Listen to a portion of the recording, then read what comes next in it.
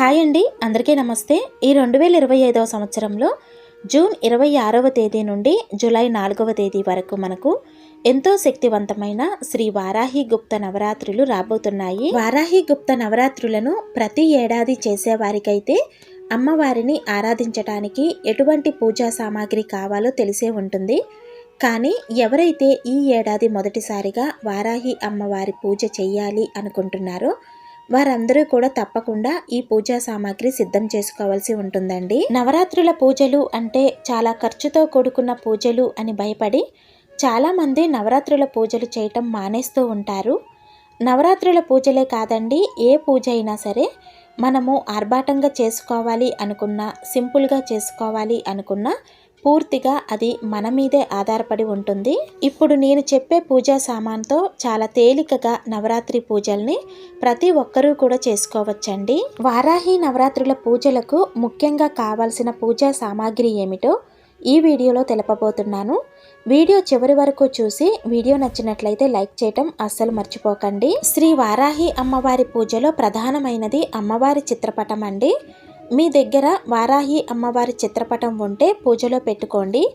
ఒకవేళ వారాహి అమ్మవారి చిత్రపటం లేదు అనుకున్నవారు శక్తి ఉంటే ఫోటో కొనుక్కోండి, లేదా ఇంట్లో శ్రీ లలితాదేవి చిత్రపటం ఉన్నా, లేదా దుర్గాదేవి, లక్ష్మీదేవి ఇలా అమ్మవారి స్వరూపాలలో ఏదో ఒక రూపంలో మన ఇంట్లో అమ్మవారు ఉంటారు కదండి, వాటిల్లో ఏదో ఒక రూపాన్ని పెట్టుకొని వారాహి నవరాత్రి పూజలు చేసుకోవచ్చు. అయితే మీరు ఈ నవరాత్రి పూజల్లో లక్ష్మీదేవి రూపాన్ని పెట్టుకొని పూజ చేసుకుంటున్నట్లయితే ఎట్టి పరిస్థితుల్లో కూడా లక్ష్మీదేవి చిత్రపటానికి నిమ్మకాయలతో గుచ్చిన మాల వేయకూడదండి.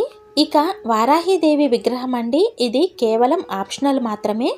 మీ దగ్గర అమ్మవారి విగ్రహం ఉంటే కనుక పూజలో పెట్టుకొని చక్కగా ఈ నవరాత్రులలో అమ్మవారికి అభిషేకం చేసుకొని పూజ చేసుకోండి.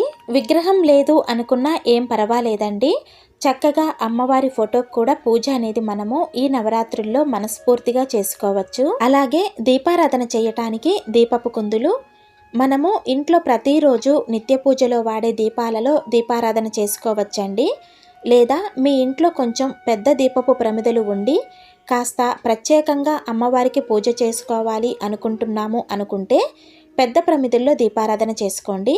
అంతేకాని కేవలం ఈ పూజల కోసం విడిగా దీపారాధన కుందులు కొనవలసిన అవసరం ఏమీ లేదండి. లేదంటే ఇప్పుడు ప్రతి ఒక్కరి ఇళ్లల్లో కామాక్షి దీపం అండి, అంటే గజలక్ష్మి దీపం ఉంటుంది కదా, అటువంటి దీపం ఉన్నా సరే అందులో 3 ఒత్తులను ఒక ఒత్తిగా చేసి అమ్మవారి ముందు దీపం వెలిగించవచ్చు. అలాగే ప్రతిరోజు దీపారాధన చేయటం కోసం నువ్వుల నూనెను కూడా సిద్ధం చేసుకోవాలి. అదేవిధంగా విడిగా పీఠం ఏర్పాటు చేసుకోవాలి అనుకుంటే అమ్మవారిని నిలుపుకోవటానికి ఒక పీటను సిద్ధం చేసుకోండి. అలాగని పీఠం కోసం కొత్త పీటను కొనవలసిన అవసరం లేదండి. మనకు నార్మల్గా ఇంట్లో పీటలు ఉంటాయి కదా, ఉన్న వాటిలో కాస్త మంచి పీట తీసుకొని శుభ్రంగా కడిగి తుడిచి పసుపు రాసి బొట్టు పెట్టి పీట మీద ముగ్గు వేసి ఆ పీట మీద అమ్మవారిని నిలుపుకోవచ్చు. అదేవిధంగా పీఠం మీద పరుచుకోవటానికి ఒక వస్త్రాన్ని సిద్ధం చేసుకోవాలి.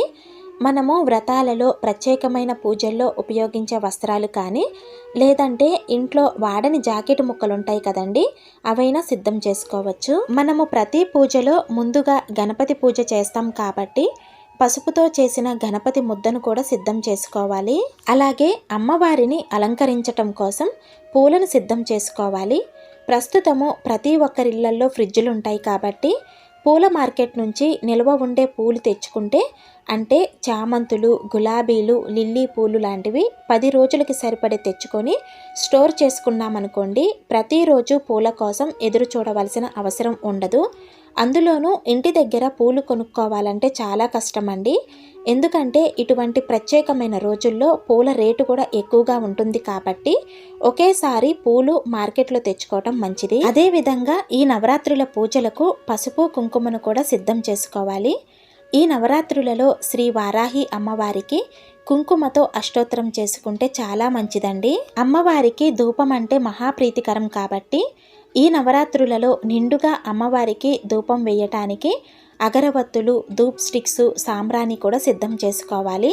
వాటితో పాటు అక్షతలు, గంధం కూడా సిద్ధం చేసుకోవాలి. అలాగే నవరాత్రులలో మొదటి రోజు అమ్మవారికి కొబ్బరికాయను కొట్టి నవరాత్రి పూజలు ప్రారంభిస్తారు.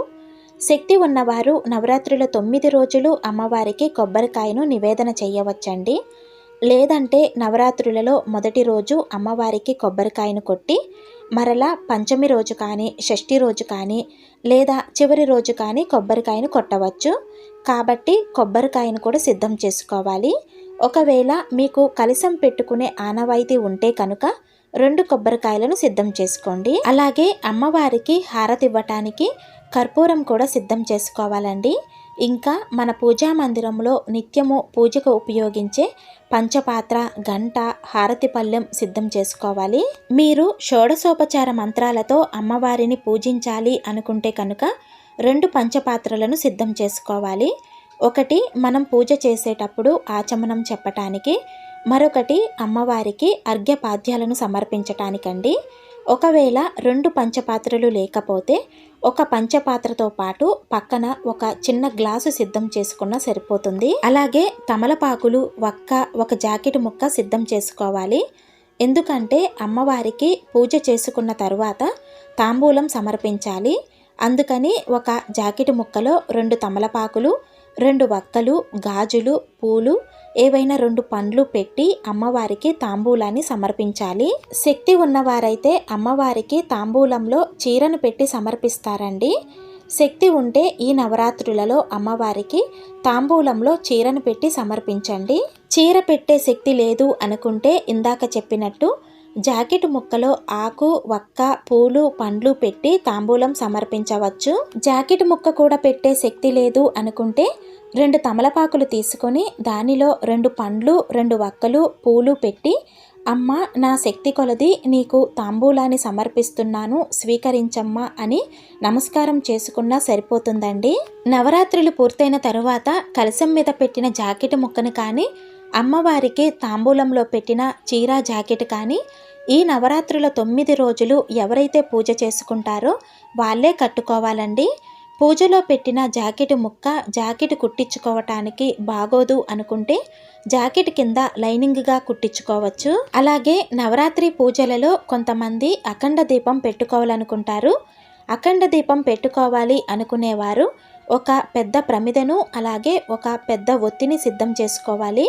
ఒకసారి అఖండ దీపం వెలిగిస్తే ఆ దీపం నవరాత్రులు పూర్తి అయ్యేంత వరకు కూడా వెలుగుతూ ఉండేలా చూసుకోవాలి. ఇంకా మీ దగ్గర సుగంధభరిత ద్రవ్యాలు అంటే జవ్వాది పౌడరు, రోజ్ వాటరు, అత్తరు ఇలాంటివి ఉంటే కనుక అమ్మవారికి ఉపయోగించే పసుపు, కుంకుమలో కలిపితే మంచి సువాసన అనేది ఉంటుందండి. అయితే ఇది కేవలం ఆప్షనల్ మాత్రమే. మీ దగ్గర ఉంటే ఉపయోగించుకోండి, లేకపోయినా పర్వాలేదు. ముఖ్యంగా ఇక్కడ తెలుసుకోవాల్సినది మనము అమ్మవారిని ఎంత ఆర్భాటంగా పూజించాము అన్నదానికంటే కూడా ఎంత భక్తితో పూజించాము అనేదే ప్రధానమండి. కాబట్టి ఈ వారాహి నవరాత్రులలో మన పూజా మందిరంలో ఉన్న పూజా సామాగ్రితోనే పెద్దగా ఖర్చు లేకుండా అమ్మవారిని చక్కగా పూజించుకోవచ్చు. ఈ వీడియో మీలో కొంతమందికైనా యూజ్ అవుతుందని అనుకుంటున్నాను. అలాగే వీడియో నచ్చినట్లయితే లైక్ చేయటం అస్సలు మర్చిపోకండి. అదేవిధంగా ఇలాంటి మరిన్ని ఆధ్యాత్మిక వీడియోస్ కోసం మన ఛానల్ని తప్పకుండా సబ్స్క్రైబ్ చేసుకోండి. శ్రీమాత్రే నమః.